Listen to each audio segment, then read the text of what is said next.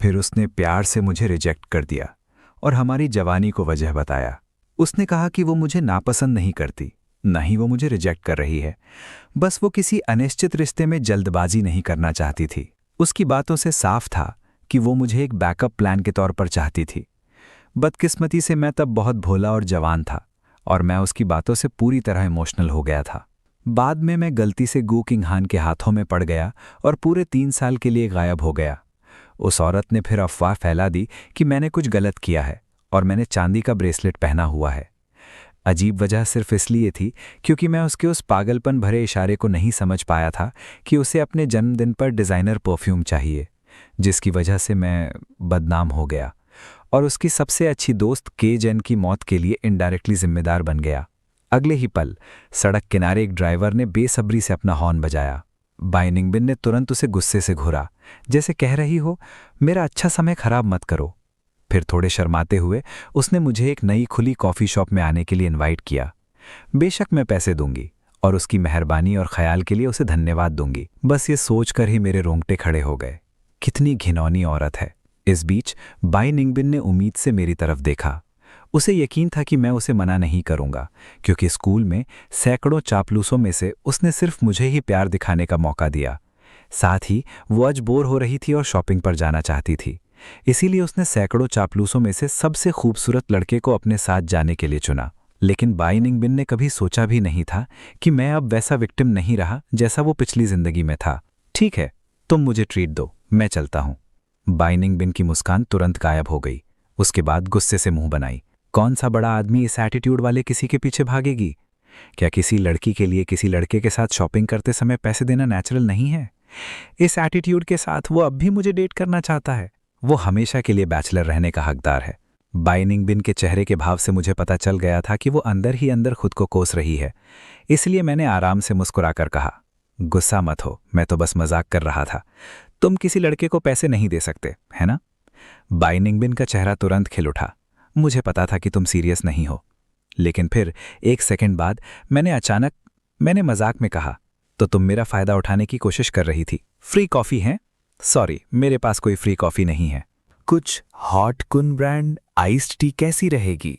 इससे पहले कि वो कुछ कह पाती, मैं अपनी कार में कूद गया, दरवाजा जोर से बंद किया और चला गया। बाई निंगबिन वहीं हैरान हैरान खड़ी रही।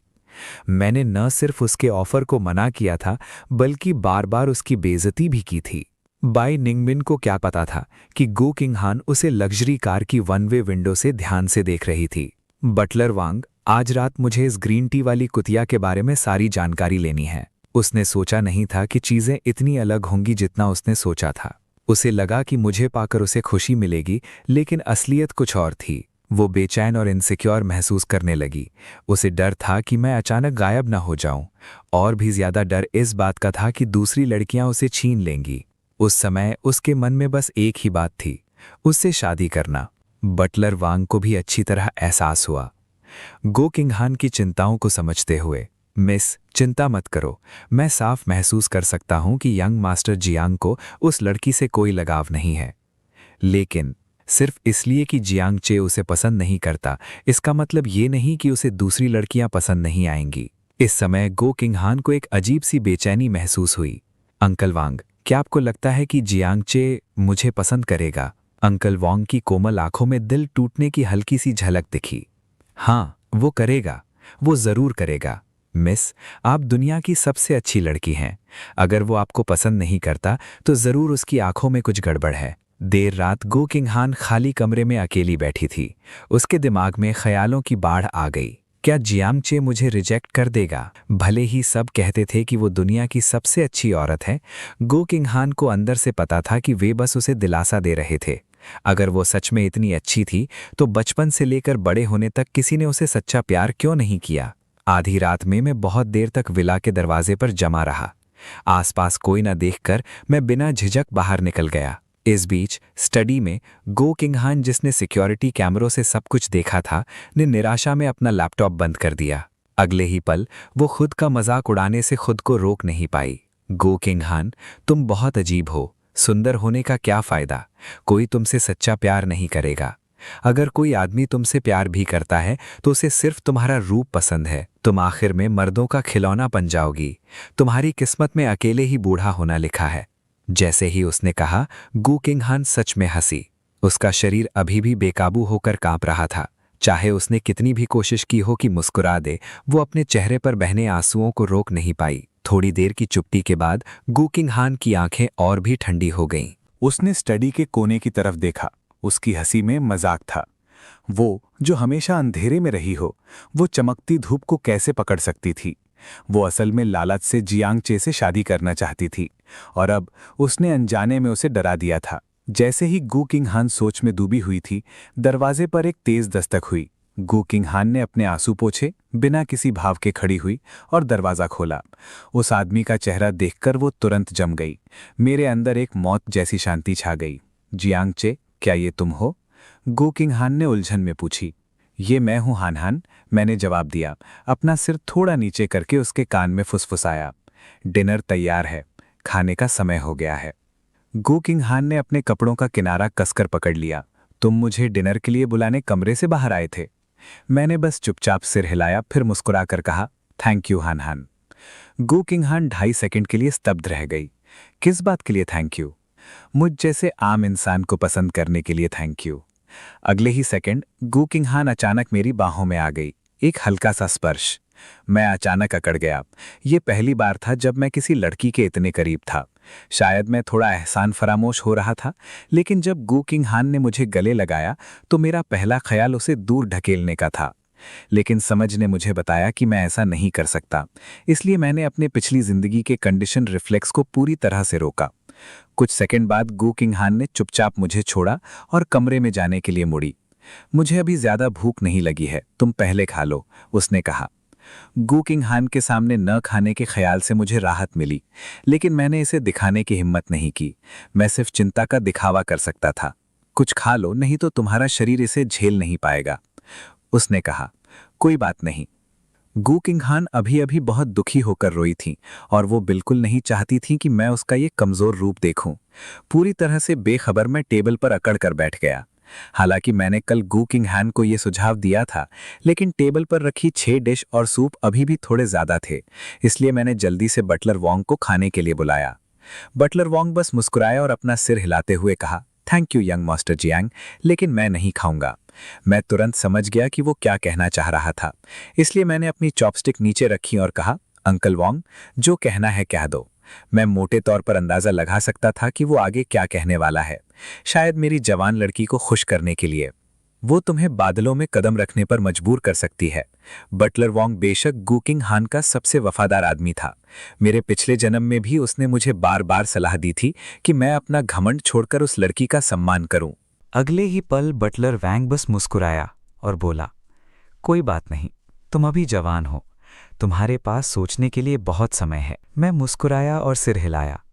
फिर वो सवाल पूछा जो बहुत समय से मेरे दिल में दबा हुआ था, अंकल वैंग, क्या मैं उस लड़की से पहले कहीं मिला हूं? अपने पिछले जन्म में, अपनी मौत तक मैं ये नहीं समझ पाया था कि गू किंग हान के साथ मेरा बुरा रिश्ता कहाँ से शुरू हुआ था।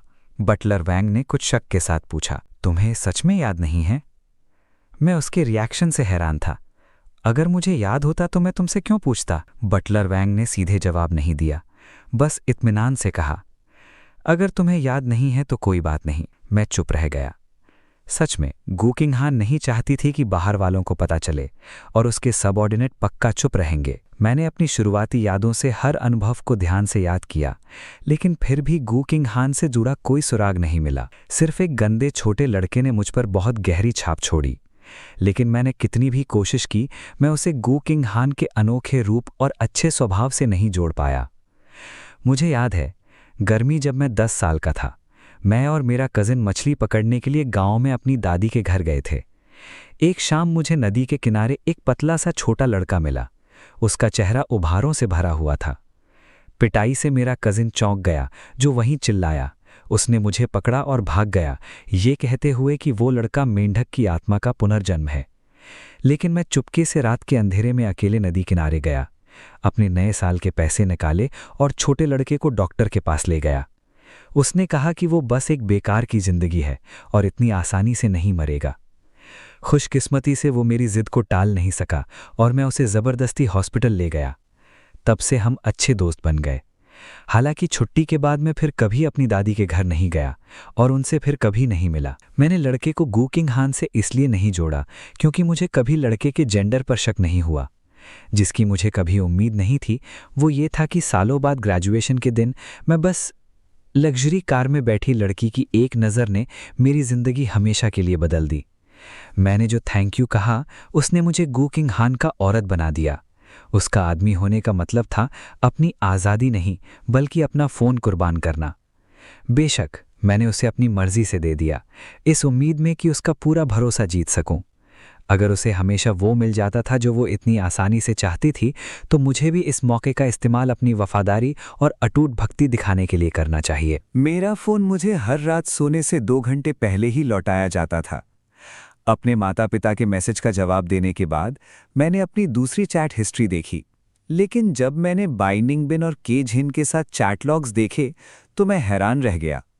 गो किंग हान मेरे फ़ोन का इस्तेमाल बाइनिंग बिन पर अपनी मालिकी जताने के लिए कर रही थी और फिर उसे एक अंधेरे कमरे में फेंक रही थी।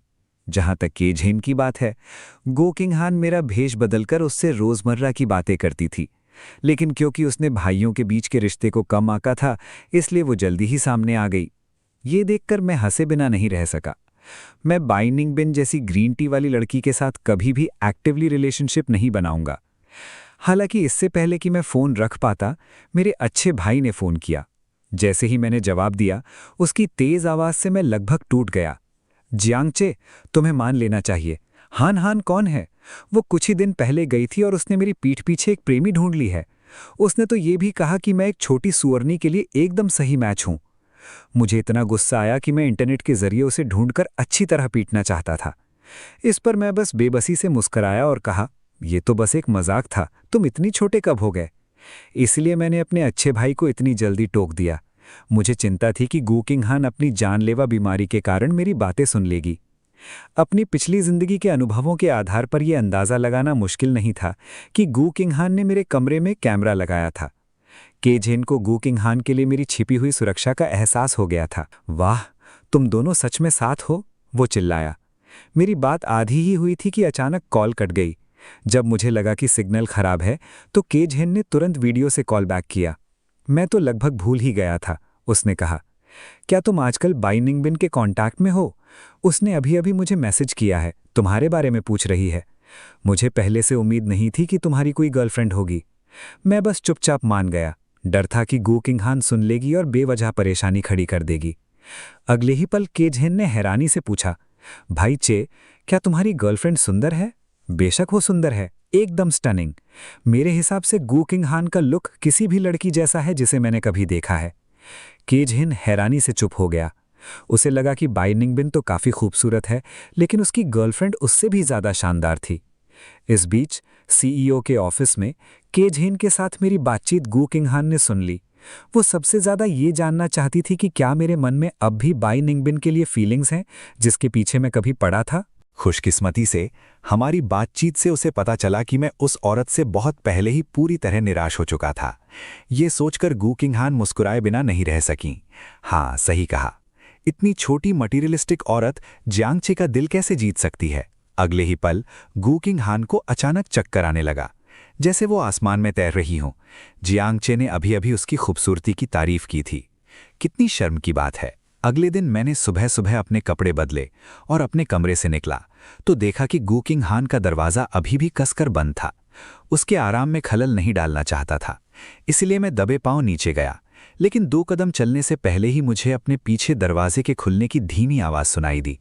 मैंने एक हाथ रेलिंग पर रखा और घूमा। मैंने गू किंग हान को देखा। उसने सफ़ेद नाइट गाउन पहना हुआ था, उसके बाल बिखरे हुए थे। वो दरवाजे के फ्रेम से टिकी हुई थी और मुझे गहरी नज़र से देख रही थी। उसका चेहरा देखकर मैं साफ तौर पर चौंक गया। हालांकि मैंने गू किंग हान को पहले भी देखा था, लेकिन मैंने उसे इतना पीला और थका हुआ कभी नहीं देखा था। वो ज़्यादातर एक मरीज जैसी लग रही थी। मैं जल्दी से आगे बढ़ा और उसके माथे को छुआ। गू किंग हान ने अपना सिर पीछे झुकाया, मेरी ठुड्डी को ध्यान से घूर रही थी, जिससे मुझे बेचैनी हो रही थी। लेकिन जिस तरह से वो वहां बैठी थी, मुझे उसे देखने दे रही थी, वो बहुत अजीब लग रही थी, उसकी पिछली ठंडी अलग थलग सीईओ वाली पर्सनैलिटी से। क्या हुआ? क्या तुम कल रात ठीक से सोई नहीं? मैंने चिंता से पूछा। गू किंग हान ने बस एक दबी हुई आह भरी और अपनी आंखें खोलीं। उसने अपनी बाहें मेरे ऊपरी शरीर के चारों ओर लपेट लीं। वो बचपन से ही कभी अच्छी नींद नहीं लेती थी। परसों रात तक जब उसने मेरे पानी में नींद की गोलियां मिला दी थीं, मुझे पास पकड़े मेरे शरीर की गर्मी महसूस करके ही वो आखिरकार चैन की नींद सो पाई। ये सोचकर गू किंग हान ने अपना चेहरा मेरे सीने में छिपा लिया और खुशी से आंखें बंद कर लीं। उसके होठों से थोड़ा घमंड निकल रहा था। बाहर वालों को उसके पास सोने और चांदी के पहाड़ थे, जो अपने हाथ के इशारे से हवाओं और बारिशों को कंट्रोल कर सकती थी। फिर भी वो अपने सामने वाले इंसान की ईमानदारी के लिए अपना सब कुछ देने को तैयार थी। अगले ही पल गू किंग हान ने अपना कान मेरे सीने से लगा लिया और मेरे दिल की धड़कनें सुनने लगीं। जियांगचे, वो बेशरम जिसे कोई हरा नहीं सकता हैंडसम लड़का, क्या वो तुम्हारा दोस्त है? मुझे अचानक टेंशन हो गई। गू किंग हान ने सच में मेरी कड़ी बातें सुन ली थीं, लेकिन ईमानदारी ही जीत की चाबी थी, इसलिए बिना किसी झिझक के मैंने मान लिया। हाँ, वो मेरे कुछ अच्छे भाइयों में से एक है। उसने तो ये भी कहा कि वो तुम्हें एक लड़की से मिलवाना चाहता है। मैंने उसकी तस्वीर देखी, वो सुंदर दिखती है। तो क्या तुम्हें ऐसी सुंदर और शरीफ लड़कियां पसंद हैं? मुझे तुरंत बहुत प्रेशर महसूस हुआ, क्योंकि एक भी गलत कदम गू किंग हान को बुरा लग सकता था। कुछ सेकंड तेजी से सोचने के बाद मैंने सीरियसली जवाब दिया। मैं मानता हूं कि पहले मेरे मन में उसके लिए फीलिंग्स थीं, लेकिन अब मैं उनसे पूरी तरह उभर चुका हूं। गू किंग हान ने सोचते हुए सिर हिलाया। मैं समझती हूं, तुम्हें अच्छे दिल वाली लड़कियां पसंद हैं। बदकिस्मती से मैं वैसा टाइप का नहीं हूं। इससे मैं हैरान रह गया, क्योंकि मुझे एहसास हुआ कि गू किंग हान में सेल्फ अवेयरनेस की खूबी है। लेकिन फिर उसने अचानक मेरी नाक पर उंगली उठाई और कहा, तो अब से तुम्हें सिर्फ मेरी जैसी लड़कियां ही पसंद आ सकती हैं। तुम मेरे अलावा किसी और लड़की को पसंद नहीं कर सकते, समझे? हालांकि गू किंग हान ने मेरी पिछली जिंदगी में मेरी पार्टनर बनने की बहुत इच्छा जताई थी, लेकिन अब उसे दोबारा ये कहते हुए सुनकर मैं डर से कांप गया। ये देखकर कि मैंने बहुत देर तक कोई रिएक्ट नहीं किया, गू किंग हान ने थोड़ी ठंडी नज़र से पूछा, तुम कुछ क्यों नहीं कह रहे हो? क्या तुम मुझसे डरते हो? मुझे पता है मैं तुम्हारे टाइप की नहीं हूं। तुम सिर्फ इसलिए मान गए क्योंकि तुम मुझे नाराज नहीं करना चाहते थे, उसने कहा और साथ ही मेरी ठुड्डी पर चिकोटी भेज ली। ये देखकर कि गू किंग हान का गुस्सा फूटने वाला था, मैंने तुरंत मना कर दिया, नहीं नहीं, ऐसा मैं नहीं सोच रहा हूं। अभी भी बहस करने की कोशिश करते हुए, अगर ऐसा नहीं होता तो तुम इतनी देर तक क्यों हिचकिचा रहे थे? नहीं हान हान, मैं बस हैरान था। तुम्हारी अच्छी क्वालिटीज के साथ तुम्हें 1000 गुना बेहतर लड़का मिल जाना चाहिए था। मैं तो बस एक आम इंसान हूं। मैंने तुम्हारी मेहरबानी के लायक क्या किया है हान हान? गू किंग हान थोड़ी नाराज हुई। जियांगचे, तुम दुनिया के सबसे अच्छे लड़के हो। मैं तुम्हें खुद को छोटा नहीं समझने दूंगी। मुझे तो ये भी नहीं पता कि मुझ में ऐसा क्या अच्छा है। तुम्हें क्या लगता है कि मैं दुनिया का सबसे अच्छा लड़का हूं? मुझे बस इतना पता है कि तुम अच्छे हो, गू किंग हान ने बीच में बोलते हुए अपने बालों में कंघी करते हुए कहा। फिर उसने मुझे ध्यान से देखा। उसके एक्सप्रेशन से लग रहा था तुम सच में चालाक हो। मैं तुरंत निराश हो गया। गू किंग हान बहुत चालाक थी, उससे कुछ भी निकलवाना आसान काम नहीं था। मैंने जल्दी से बात बदली। हान हान, मुझे तुम्हें कुछ बताना है, लेकिन प्लीज गुस्सा मत होना। दूसरी तरफ गू किंग हान बस चालाकी से बेटा जैसा बर्ताव कर रही थी। तुम्हें कैसे पता कि अगर तुम मुझे नहीं बताओगे तो मैं गुस्सा हो जाऊंगी? आमतौर पर अलग थलग और शांत रहने वाला गू किंग हान मेरे आसपास ही ज्यादा बात करने लगी। अगर मैं नहीं बोलता तो वो मुझे और बोलने के लिए मनाने की कोशिश करती। एक सेकंड बाद बोलते हुए मेरे एक्सप्रेशन सीरियस हो गए। हान हान, जैसा कि मैंने अभी कहा, हमारे बीच का गैप बहुत बड़ा है। सच में एक गैप है। गू किंग हान ने मुझे बीच में टोका, फिर अपना सिर उठाकर हमारी हाइट नापी। लेकिन मेरे लिए तुम्हें पकड़ पाना नामुमकिन है। मैं इस साल पहले से ही 18 साल की हो गई हूं। मैं शायद ज्यादा से ज्यादा 2 सेंटीमीटर ही और बढ़ूंगी। गू किंग हान ने मेरी बातों को सीरियस टोन में घुमाया और मुझे समझ नहीं आया कि वो मजाक कर रही थी या सीरियस, जब तक कि मैंने गू किंग हान के हल्के कांपते हुए कंधे नहीं देखे। अगले ही सेकंड गू किंग हान ने अपना कैरेक्टर बदला और जोर से हंस पड़ी। वो बाहर आई, फिर हाथ बढ़ाकर मेरे गाल पर चुटकी काटी। उसकी उंगलियां थोड़ी ठंडी थीं। मैं सीधे उसके मुस्कुराते हुए चेहरे को देख रहा था। इस समय गू किंग हान बिल्कुल भी ठंडा नहीं था, बल्कि डरावनी और डरावनी लग रही थी। मेरी नज़र में गू किंग हान ने धीरे धीरे अपनी मुस्कान वापस ले ली और बस चुपचाप मुझे देखी। माहौल बहुत अजीब हो गया। मैं खुद को खांसने से रोक नहीं पाया। अचानक भूल गया कि मैं क्या कहने वाला था। अचानक अगले ही सेकंड गो किंग हान ने अचानक मेरी तरफ देखा। अंकल वोंग, किचन वालों से कहो कि थोड़ा इंतज़ार करें, मैं नहाकर नीचे जाऊंगी। मैं अनजाने में मुड़ा तो देखा सीढ़ियों पर बटलर वोंग का कोई निशान नहीं था। जैसे ही मैं ये समझने की कोशिश में अपना दिमाग खराब कर रहा था, गो किंग हान अचानक दबे पांव आई और जल्दी से मेरे गाल पर किस कर ली। मुझे मुश्किल से पता चला कि मुझे किस किया गया है। मुझे बस कुछ नरम सा महसूस हुआ, गुदगुदी हुई और मेरा मन किया कि मैं उसे रगड़ दूं। लेकिन अगले ही पल गो किंग हान ने मेरा दाहिना हाथ झटक दिया। इसे मत रगड़ो, ये तुम पर मेरी मोहर है, अब से तुम मेरी हो। देर रात में गो किंग हान के कमरे में आया और वहां चक्कर लगाते हुए बैठ गया। मेरे सामने गो किंग हान का बिस्तर था और मुझे बाथरूम से पानी बहने की हल्की आवाज आ रही थी। मैंने पहले डाइनिंग रूम में जाकर उसका इंतजार करने का सोचा था, लेकिन गो किंग हान ने जोर दिया कि मैं कमरे में ही इंतजार करूं। एक पल बाद गो किंग हान सफेद बाथरोब पहने हुए धीरे धीरे बाथरूम से बाहर निकली। ये साफ था कि वो आज बाहर जाने का प्लान नहीं बना रही थी। उसके लंबे बर्फ जैसे सफेद बाल एक काले हेयर टाई से आराम से बंधे हुए थे। उसे आते देख मैं जल्दी से खड़ा हो गया, लेकिन गो किंग हान ने अपने हाथ मेरे कंधों पर रखे और मुझे शांत बैठने का इशारा किया। ठीक है, उसके कपड़ों के पतले कपड़े के माध्यम से मैं उसकी हथेलियों की गर्माहट को साफ महसूस कर सकता था। उलझन में मैंने सहज रूप से उसकी ओर देखा और अगले ही पल मेरे होंठ तो नरम टीलों पर मजबूती से दब गए। मैं आश्चर्य से देखता रहा।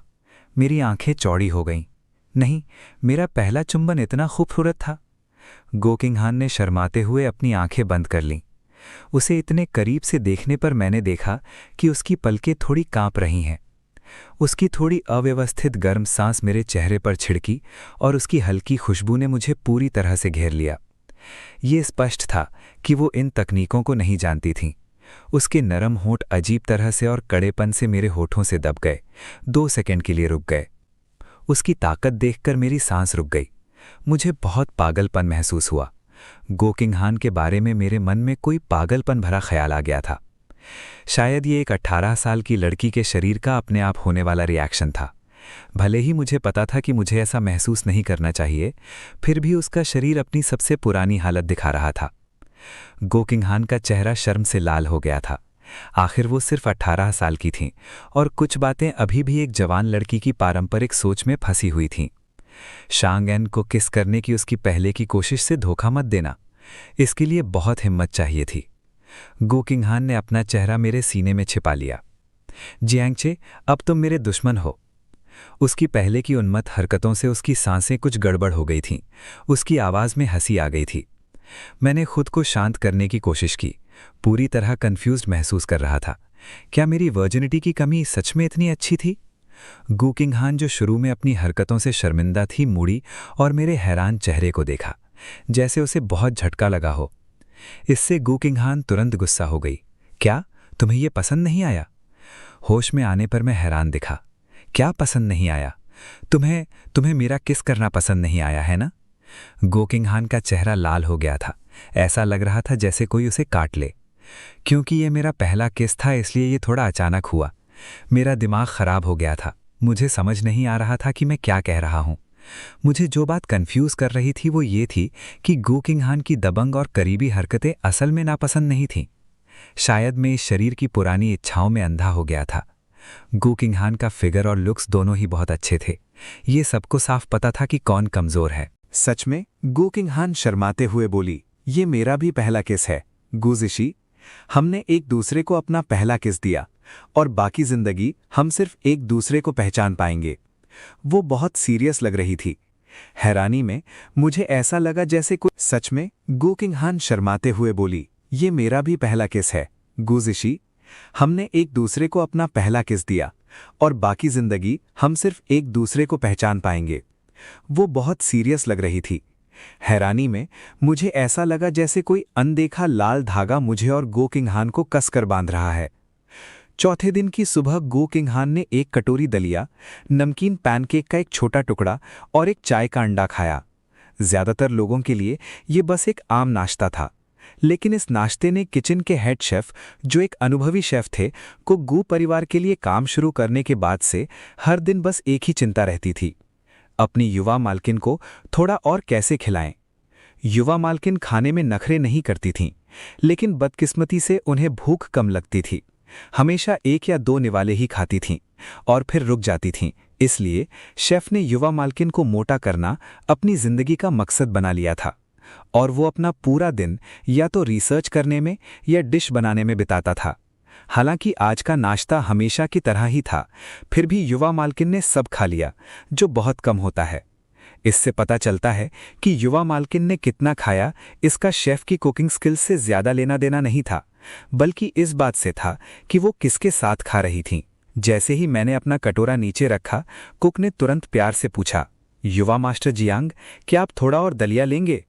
बचे हुए आधे कटोरे दलिया को देखकर मैंने जल्दी से हाथ हिलाया। नहीं नहीं, धन्यवाद। ये नाश्ता बेस्वाद था। नाश्ता तो अच्छा था और मुझे पसंद भी आया, लेकिन माहौल थोड़ा अजीब था। और ये दिखने में अच्छा कुक एक तरफ खड़े होकर गू किंग हान को और फिर मुझे देखते रहा।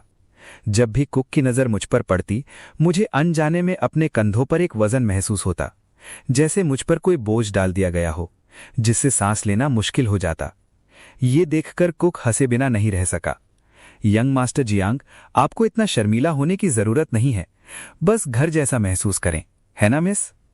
गू किंग हान ने मेरी तरफ देखा, धीरे से टिश्यू से अपना मुंह पोंछी और कुक को बहाने से यूं ही जाने देने के बाद मुझे सोचते हुए देखी और पूछी, क्या खाते समय किसी का आपको देखना अजीब लगता है? मैंने उसे कुछ हैरानी से देखा।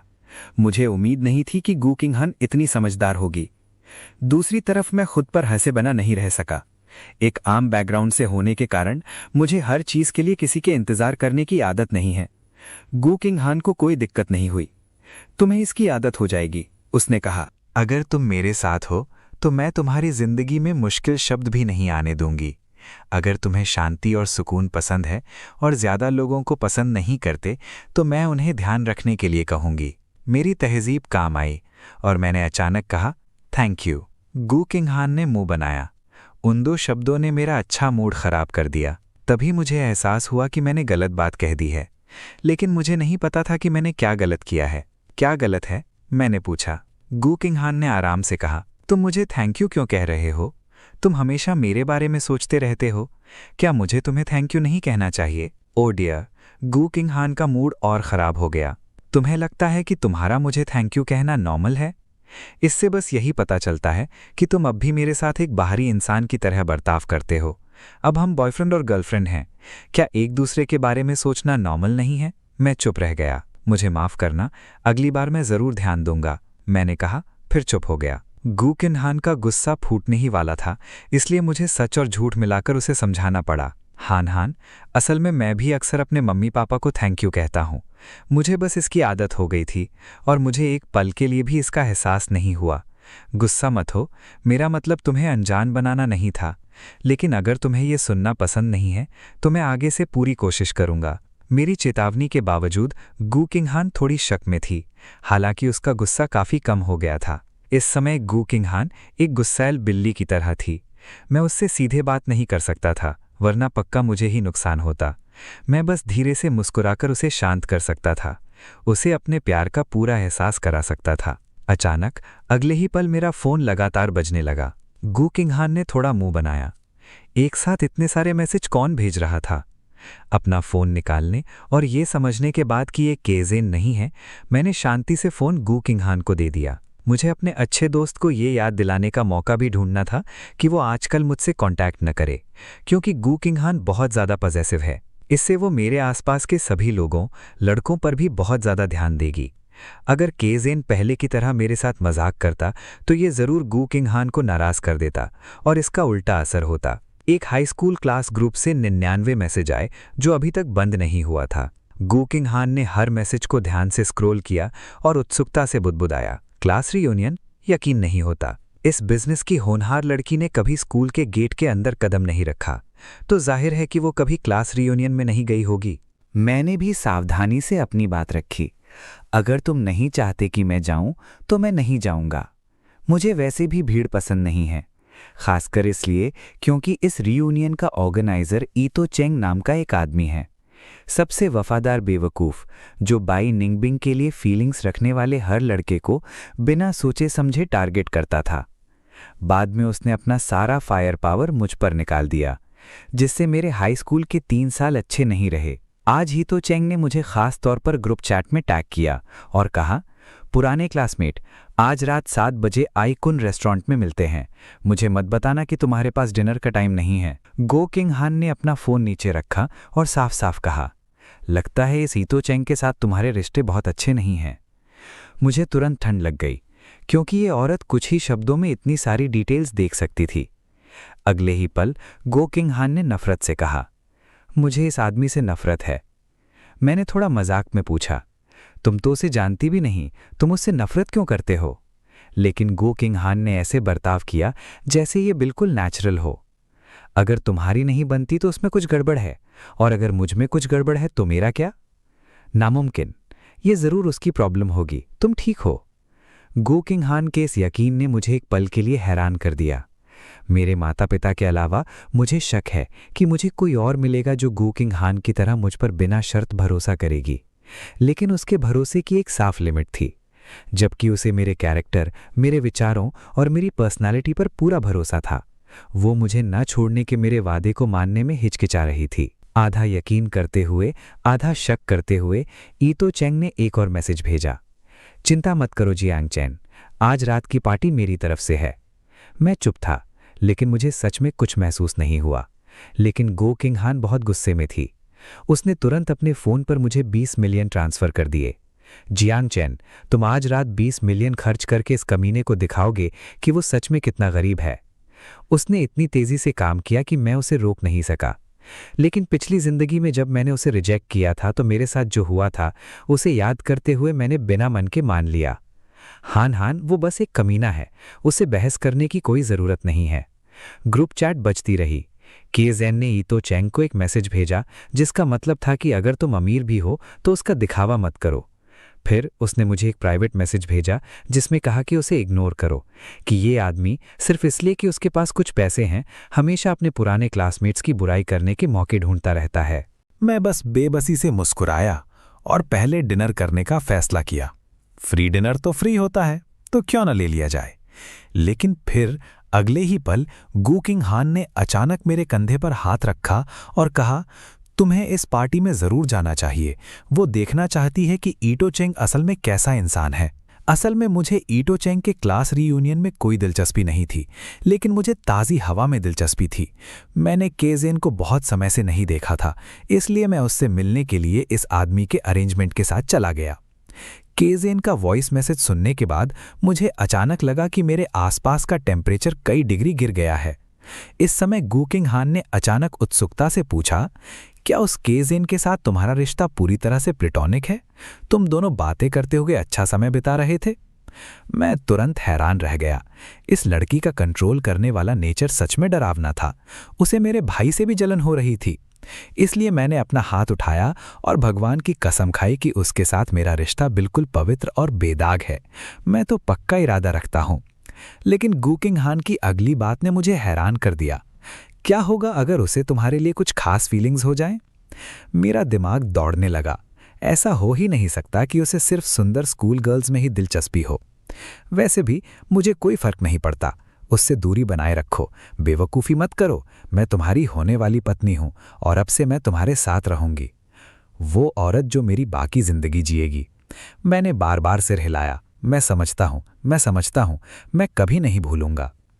लेकिन अगले ही पल गो किंग हान ने अचानक भौहें चढ़ाईं, जैसे उसे कुछ याद आ गया हो। मेरा दिल जोर से धड़क उठा। क्या गो किंग हान ने अपना मन बदल लिया था? मैं लगभग भूल ही गया था कि उसका अचानक गुस्सा उसका आम बर्ताव था। जियांगचे, मुझे तुम्हारी पत्नी बनने के लिए बाद में इंतजार क्यों करना पड़ रहा है? मैं अभी बनना चाहती हूं। उसने मेरी कलाई पकड़ी और दरवाजे की तरफ आगे चली गई। अंकल वांग, मैं जियांगचे के साथ सिविल अफेयर्स ब्यूरो जाकर हमारा मैरिज सर्टिफिकेट लेना चाहती हूं। अंकल वांग मुस्कुराते हुए कहा, मिस, मुझे लगता है कि आपको थोड़ा और इंतजार करना चाहिए। इससे गो किंग हान का चेहरा ठंडा पड़ गया। बटलर वांग, आपका क्या मतलब है? बटलर वांग ये सीन देखकर चौंक गए और उन्हें ठंडा पसीना आ गया। मिस, शायद आपको कुछ पता नहीं। मुझे पता है कि हमारे देश में शादी की कानूनी उम्र 20 साल से कम नहीं है। मैं अभी अभी 18 साल की हुई हूँ। क्या इसका मतलब है कि मुझे 2 साल और इंतजार करना होगा? 2 साल से ज्यादा। बटलर वांग ने फिर से मेरी तरफ देखा और चुपचाप अपने कहे हुए शब्दों को निगल दिया। क्योंकि साउथ में शादी की कानूनी उम्र 22 साल से कम नहीं है। गु किन्हान ने खुद southern as no less than 22 के सर्च रिजल्ट्स देखे थे। उनसे निकलने वाली ठंडी आभा ने बटलर वैंग को ठंडा पसीना आने पर मजबूर कर दिया और वो अपनी आंखों से मदद के लिए पागलों की तरह गिड़गिड़ा रहे थे।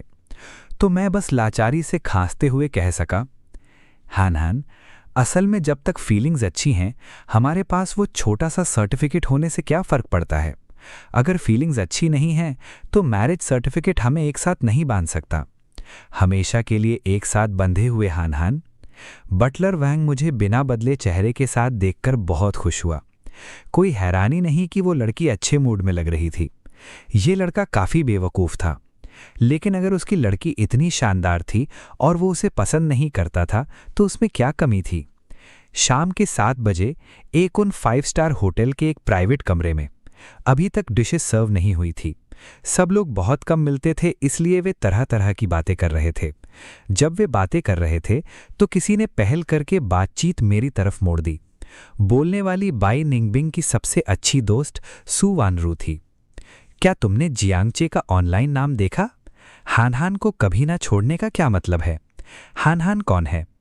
बोलते समय उसने जानबूझकर या अनजाने में बाई निंगबिंग की तरफ देखा, जो पास ही खड़े सभी लड़कों का ध्यान खींच रही थी। जैसे ही उसने ये बात कही, बाई निंगबिंग, जो एटो चेंगदाओ का जूस पी रही थी, ने मुंह बनाया। ठीक 1 साल पहले जब मैंने बाई निंगबिंग को अपनी फीलिंग्स बताई तो उसने तुरंत सू वानरू को फ़ोन करके इस बारे में शेखी बघारी। बदकिस्मती से उस समय सू वानरू को भी मुझ पर क्रश था, लेकिन जब उसे पता चला कि मेरी माँ की तबीयत खराब है और मेरा परिवार कर्ज में डूबा हुआ है तो वो बिना किसी हैरानी के पीछे हट गई। बाकी क्लासमेट्स ने भी कहा उसके बारे में कभी नहीं सुना और वो ज़रूर उसकी नई गर्लफ्रेंड होगी। एटू को गुस्सा आया। वो बेचारा जियांगचे सच में गर्लफ्रेंड बना सकता है? ये तो बहुत बड़ी बात थी।